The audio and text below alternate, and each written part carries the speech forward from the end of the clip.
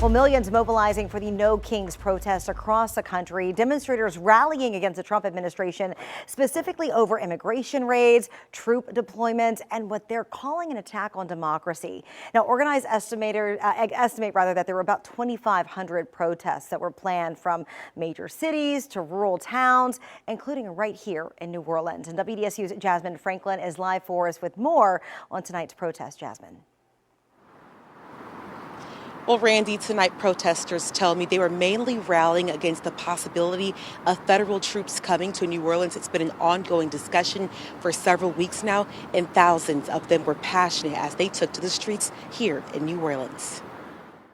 With signs in their hands and their voices chanting loud and clear, "We'll never be defeated!" Thousands packed the No Kings rally in New Orleans. And so we're here lifting our voices that the Constitution should be paramount, not kings. Passionate protesters hoping to make their voices heard as they push back against recent moves by the Trump administration, including the president's immigration crackdown in several major cities and plans to send federal troops to Louisiana. I myself am an Army veteran. I was a paralegal in the U.S. Army, and I would never, believe that my responsibilities are to police the American people.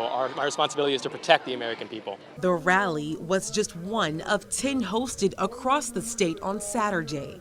As the government shutdown enters its third week, protesters say it's now more important than ever to take a stand. We don't need billions of dollars going into ICE. We need money in healthcare, in schools. So we're concerned about protecting voting rights, protecting the rights of the immigrant community, making sure that everyone has those fundamental public rights that we want to make sure everyone has. I think that everybody feels that they have to do something. They're seeing the country change in these really drastic ways that are not in keeping with the America that we all grew up with. And tonight, protesters tell me their work is not done yet. They plan to continue hosting more rallies and protests until they see change in their community.